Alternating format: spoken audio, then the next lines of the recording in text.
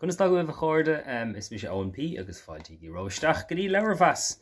agus an leabhar bheith a bhascing inniu an ceann seo an Cléireach le Darach ó Scolaí agus tá mé ábharíonn plúchta inniu ag an deil Covid agus ní félim dul go féile gaí mar sin tá mé an umar na hamaléise ar fad ach duine mé reit Leabhar-mheas na beidir. Ach an ceann seo is genre a bhfuil ólas aging atá sé seo na thuairscéalta starúile nó na thuairscéalta starre chéirta thuairscéal starre atá na stácha agus Darach ó Scolaí nílis go bhfuil Leabhar-mheas déanta gom beidir bhfuil cear ceann na seanna scéalta faoi chló nua ach brunach dúis an ireachta sé seo sa bliain 2007 agus síonn sé seo sais go deas isteach leis na leabhar le Leabhar-mheas Fontenoy nó Fontenoy go speisialta agus méid orthe le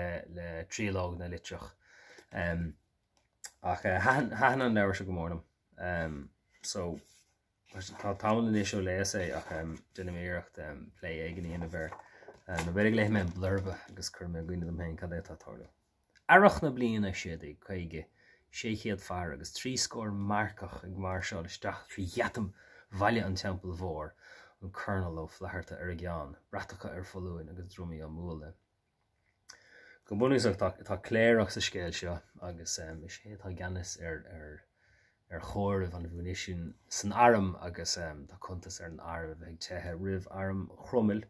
Tá rire uaireanta leis an scéalta seo. Ní sé bras ceann seo ach rafa go gearach ólas maithar ar leis an léthir. Ní sé go féar fan ceann seo tá an ghlacha leis an scéal mar hitan sé amach. Trí ráhanna dhéag sin ag tethe iní go mullaigh rih an náhuid dóibh a ranga barmathe ag cogaíocht is ag plá ag bás is ag tréalgan. Crunítar brion bheog ar thaobh sléimhe agus in anonn an áir atá bhagartartha ar fa aoníthe amháin tá an etal sa bháisteach said sin na réaltóga gus déantar ceiliúra ar alíonn is ar aisling í. Agus tá elementí áirithe den stíl nó den tanga ábharíonn cosú leis an rudí antar i Fontenoy céannach déitar chomh fada sin leis. Fontenoy an nuacha ige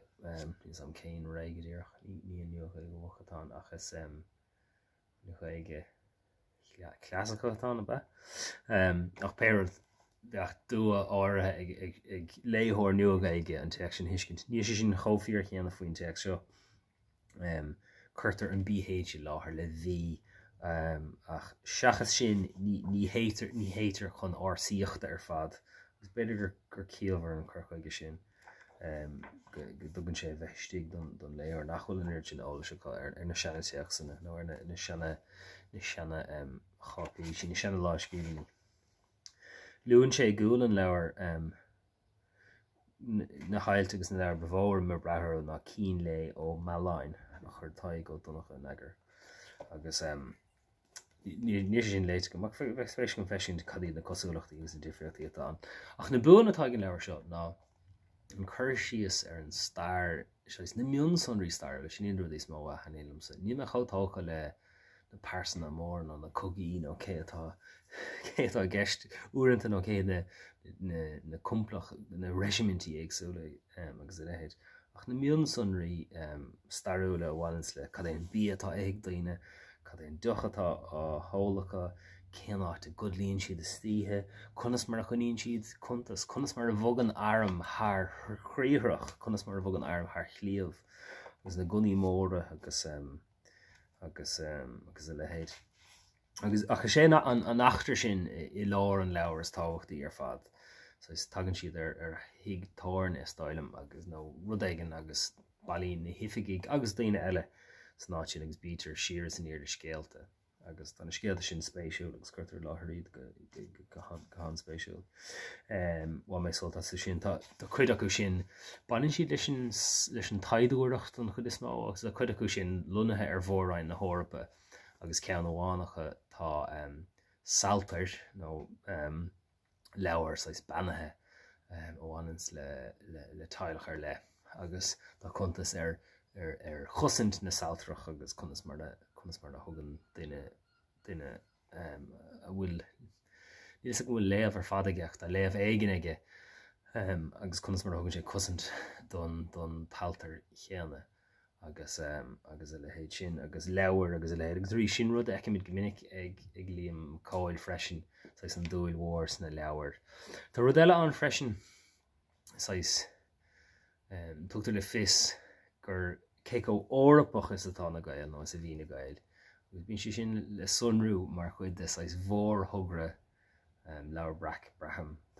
tá ráling is orpaig muid agus ba a riamh agus tá sé sin spéisiúil gnéithe orpach na cógaí orpacha sinna bheitán ach sais go nasctar sais scéalaoch na hhéireann agus cultúr na hhéireann leis an órap ar bhealach nach saolíonn an gnáhaine beidir chomininic sin. Tá prós go háling is beag duine léamh an phróis seo doing is beag there's no bheith a chur gompa le líam cáil ach is dócha an prós seo níos deisian an sais an dain a chruthítar agus na rudí hálíonn sa dain céanna sin ceistfa. Tá níos mó sais clasíochta ar bun sais go téachsúil ag líam cáil is stáilm in Fontenoy ach beidir goil an scéalaíocht sa chean ára seo níos fearr. Cad eile tá le rágam. Is brunach dúshóir seo ónú an éil curtha agus arm túisgurt scrista ceannig is clúin meile taite is tá saidúirí chrummel ag glúiseocht an néir le fánn fola stíaltais. Agus dar níl an iiri sin ála se go mar an trééis seo ar éon bhealach a fósain bhain mé sultas an scéal. Tá is leabhar faoi chlúd a crú atá tá ealaíon go deas tá teach an na gláán. Bu gan ará faoin stíl. Is sais ard réim atá is go neadidir céic ó cosúil le tanga chin le ó meán atá sé ach tá an tanga an is sais tanga ard réime atá tá sais orsaíocht áthe bhaint le méisteach na seo. Cé go lasc leis na cuiisithe an machara a hasamh gan fáil foscaí nach lí cosanta in aghaidh ionsaí marclua rinneadar mar a thordaíoch agus níor a bhada mar sindóibh ina líne tras an bhóthir agus a gcuid moscéad faoi réiricha nar a tháineadar na marcaig i ruathar ratha ortha i gliúireach is a gléach is a cruthe glíte go bagrach ortha. Tá cúpla nóta in sin a thuirt le fis áwas teach áir sé seo mar sin rinneadar